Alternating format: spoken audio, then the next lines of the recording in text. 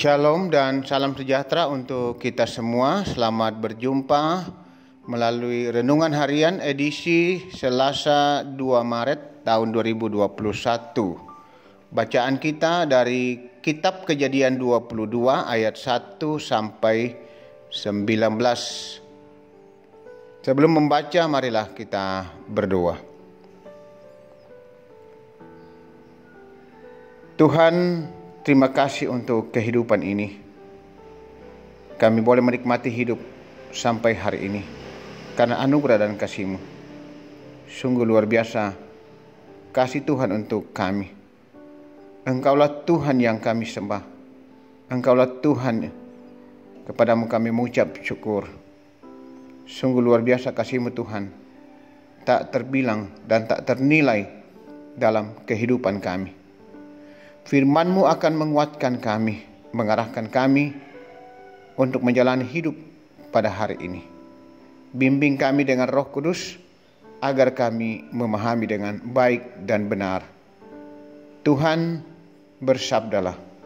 Di dalam Yesus Kristus Tuhan yang selalu mengasihi kehidupan kami berdoa.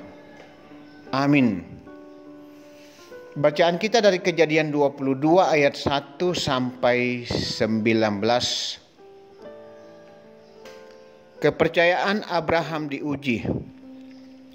Setelah semuanya itu Allah mencoba Abraham. Ia berfirman kepadanya, "Abraham." Lalu sahutnya, "Ya Tuhan." Firman-Nya, "Ambillah anakmu yang tunggal itu, yang engkau kasihi, yakni Ishak, pergilah ke tanah Moria dan persembahkanlah dia di sana sebagai korban bakaran pada salah satu gunung yang akan kukatakan kepadamu." Keesokan harinya pagi-pagi bangunlah Abraham. Ia memasang pelana keledainya dan memanggil 2 orang bujangnya beserta Ishak, anaknya. Ia membelah juga kayu untuk korban bakaran itu. Lalu berangkatlah ia dan pergi ke tempat yang dikatakan Allah kepadanya.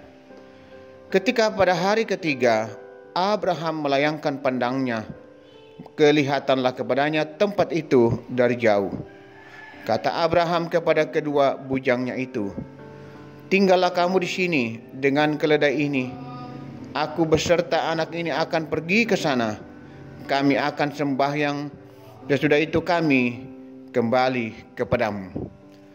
Lalu Abraham mengambil kayu untuk korban bakaran itu dan memikulkannya ke atas bahu Ishak, anaknya, sedang di tangannya dibawanya api dan pisau. Demikianlah keduanya berjalan bersama-sama. Lalu berkatalah Ishak kepada Abraham ayahnya, "Bapa." Sahut Abraham, "Ya anakku."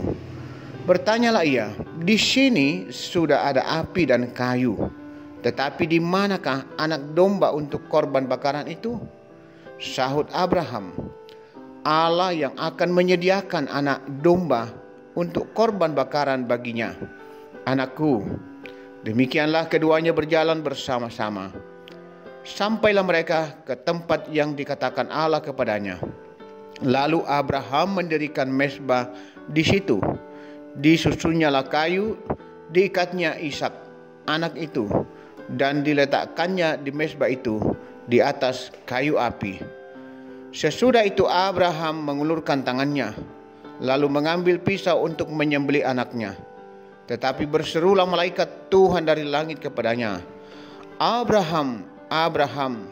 Sahutnya, "Ya Tuhan." Lalu ia berfirman, "Jangan bunuh anak itu dan jangan kau apa-apakan dia.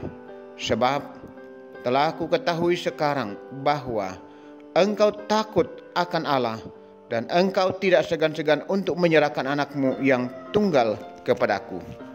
Lalu Abraham menoleh dan melihat seekor domba jantan di belakangnya yang tanduknya tersangkut dalam belukar. Abraham mengambil domba itu lalu mengorbankannya sebagai korban bakaran pengganti anaknya. Dan Abraham menamai tempat itu Tuhan menyediakan. Sebab itu sampai sekarang dikatakan orang, di atas gunung Tuhan akan disediakan. Untuk kedua kalinya berserulah malaikat Tuhan dari langit kepada Abraham. Katanya, aku bersumpah demi diriku sendiri, demikianlah firman Tuhan, karena engkau telah berbuat demikian, dan engkau tidak segan-segan untuk menyerahkan anakmu yang tunggal kepadaku, maka aku akan memberkati engkau berlimpah-limpah dan membuat keturunanmu sangat banyak seperti bintang di langit dan seperti pasir di tepi laut. Dan keturunanmu itu akan menduduki kota-kota musuhnya. Oleh keturunanmu lah semua bangsa di bumi akan mendapat berkat, karena engkau mendengarkan firman-Ku. Kemudian kembalilah Abraham kepada kedua bujangnya, dan mereka bersama-sama berangkat ke Beersheba, dan Abraham tinggal di Beersheba. Itu bacaan kita pada hari ini. Berbahagia kita yang mendengarkan firman-Nya, menghayati dan melakukannya. Lebih daripada segalanya.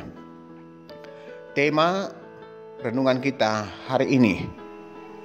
Saudara-saudara yang dikasihi dan diberkati Tuhan Yesus, apa dan siapa yang paling saudara kasihi dalam hidup saudara? Kalau Allah memintanya dari saudara, maukah saudara memberikannya?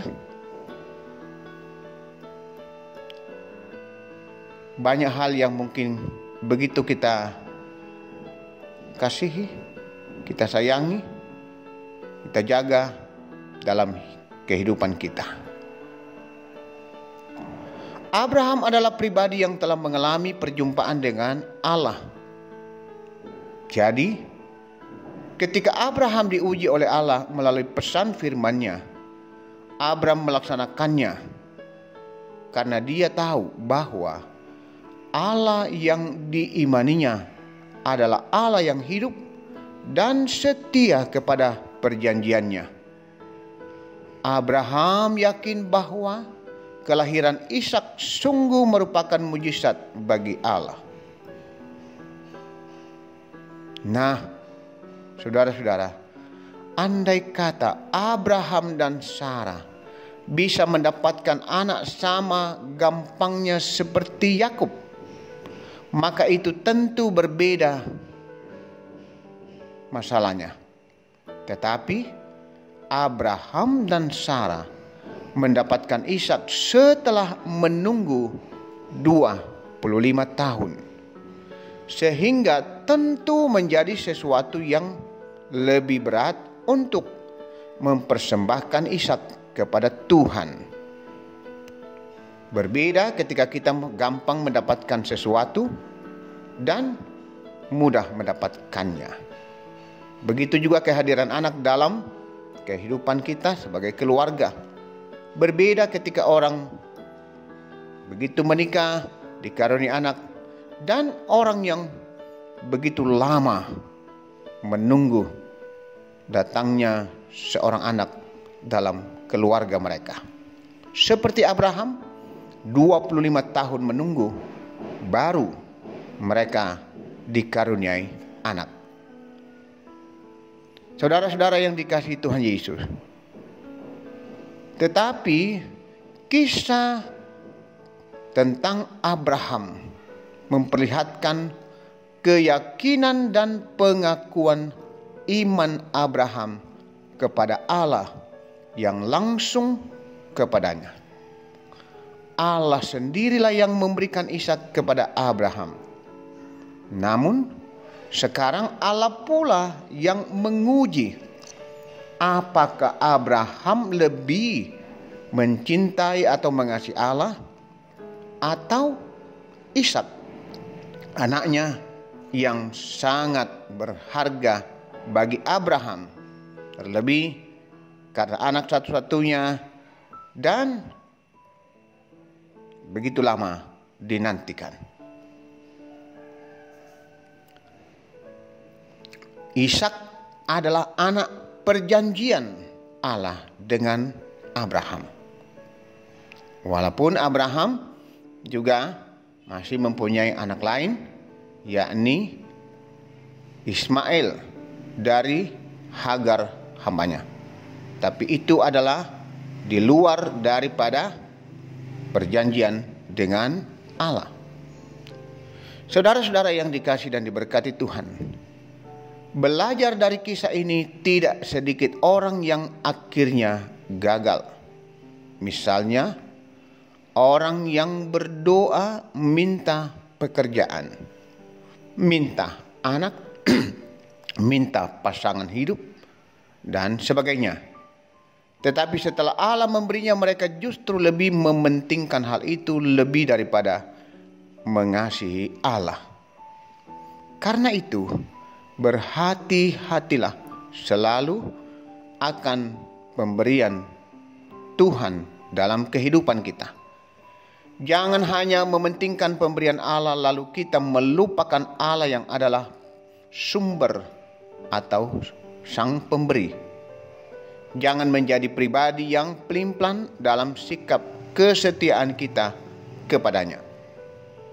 Melainkan jadilah orang yang memiliki iman yang berpengharapan serta mengasihi Tuhan lebih daripada segalanya. Karena jika demikian kita akan mendapat pertolongan Tuhan tepat pada waktunya. Tuhan menuntun dan memberkati kita. Amin. Jemaat Tuhan yang kekasih, marilah kita tenang. Kita akan bersama-sama menaikkan doa syafaat kita. Marilah kita berdoa. Terima kasih Tuhan, Engkau begitu mengasihi kami. Dan Tuhan tahu yang terbaik untuk kami. Memberi tepat pada waktu yang Tuhan perkenan. Seperti yang dialami oleh Abraham. Sekalipun begitu lama menantikan anak, tapi Tuhan menepati janji dan memberikan anak perjanjian, yaitu Ishak. Ya Allah Bapa Surgawi, sekalipun Ishak adalah anak satu-satunya sebagai anak perjanjian dengan Abraham, namun ketika Allah meminta untuk dipersembahkan, Abraham sungguh setia dan taat serta melakukan. Karena dia percaya Allah adalah segalanya dalam hidupnya. Ya Tuhan, biarlah kami boleh belajar pada pengalaman hidup iman Abraham. Allah adalah segalanya dalam hidup kami. Sehingga kami mampu menempatkan Tuhan di atas segalanya dalam kehidupan kami. Bapa Surgawi, berkati kami semua umat-Mu, baik jemaat Rama maupun saudara-saudara seiman kami yang lain yang boleh menikmati firman-Mu hari ini. Kiranya sungguh menguatkan iman percaya kami menjalani kehidupan ini, bahwa Tuhan pasti selalu memberi yang terbaik dalam hidup kami. Dan biarlah kami mampu menghayati dan menjawab semua kasih Tuhan. Bapa Surgawi, ke dalam tangan kuasa kasih-Mu kami bawa seluruh hidup dan kehidupan kami. Jemaat Tuhan yang boleh menikmati firman-Mu hari ini. Berkati juga pelayanan-pelayanan di tengah-tengah jemaat Tuhan di Jemaat Rama, agar semua berjalan dengan baik sepanjang minggu ini juga hari ini. Berkati juga pembangunan yang masih terus berlangsung, ruang sekolah minggu dan ruang serbaguna. Pada waktunya bisa selesai oleh perkenan Tuhan. Ya Bapa Surgawi, kami juga mendoakan persekutuan kami terus arahkan dan tuntun, berkati ya Tuhan, agar jemaat tetap kokoh dalam iman, tetap setia hanya kepada Tuhan. Ya Bapa, berkati juga pekerjaan warga jemaat, bukakan pintu-pintu berkat bagi mereka. Bahkan yang masih berjuang mencari pekerjaan, bukakan jalan Tuhan. Jawablah doa dan harapan mereka, segenap umat-Mu. Ya Bapa Surgawi, kami juga berdoa bersama dengan jemaat yang boleh mengucap syukur atas kasih Tuhan, kebaikan dan kemurahan Tuhan, yang boleh sembuh dari sakit penyakit, lulus ujian, naik pangkat, yang dikaruniai anak, cucu, yang berulang tahun, mensyukuri ulang tahun perkawinan, dan berbagai bentuk kasih berkat Tuhan. Tuhan memberkati segenap umat-Mu. Ya Bapa Surgawi, kami juga terus berdoa untuk anak-anak kami dalam menuntut ilmu, berkati mereka. Mencari pasangan hidup, arahkan mereka. Tuhan pasti menyediakan yang terbaik. Tetaplah menopang dan menguatkan orang tua kami, para lansia. Ya Bapa Surgawi, bahkan saudara-saudara kami yang dalam beban pergumulan sakit penyakit di rumah maupun di rumah sakit, kami berdoa memohon uluran tangan, topangan dan kasih-Mu. Pulihkan dan sembuhkan mereka, jamah mereka Tuhan. Ya Tuhan, kekasih-kekasih kami yang saat ini sedang dalam beban pergumulan, dirawat di rumah sakit, kekasih kami Ibu Adolfina Sambo atau Mama Milka, Juan Chandra, anak dari Bapak Nathaniel sampai Buat. Juga kekasih kami Ibu Anom Patimang di rumah Bapak Jamie Papayungan yang isolasi di hotel. Juga Nyonya Eri Enostikara dalam perawatan di rumah. Saudara Ningsi, anak dari Bu Baso, isolasi di hotel. Kekasih kami Bapak Yesalulinggi yang sudah boleh keluar dari rumah sakit. Bapak Yordan Saloko di rumah sakit.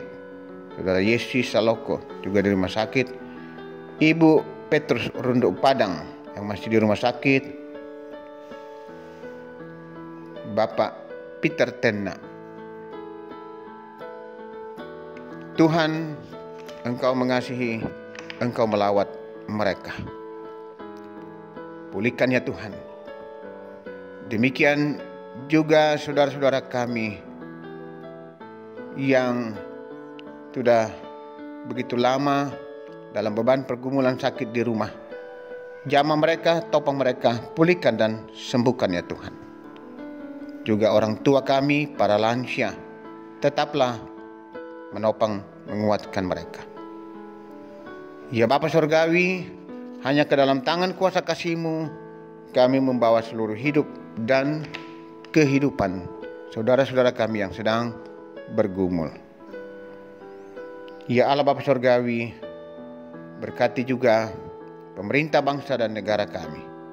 Tuhan terus menolong agar bangsa ini boleh dipulihkan dari kondisi ekonomi yang saat ini terpuruk. Juga pemerintah kami dimampukan untuk memutus mata rantai penyebaran virus corona dengan dukungan seluruh masyarakat, termasuk kami yang adalah bagian dari masyarakat ini, di mana kami berada, di Kota Makassar khususnya. Ya Bapa Surgawi, ke dalam tangan kuasa kasih-Mu kami bawa seluruh hidup dan kehidupan kami. Ini kami Tuhan, ampuni dosa dan salah kami. Dengar kami Tuhan yang berdoa, memohon dan berseru.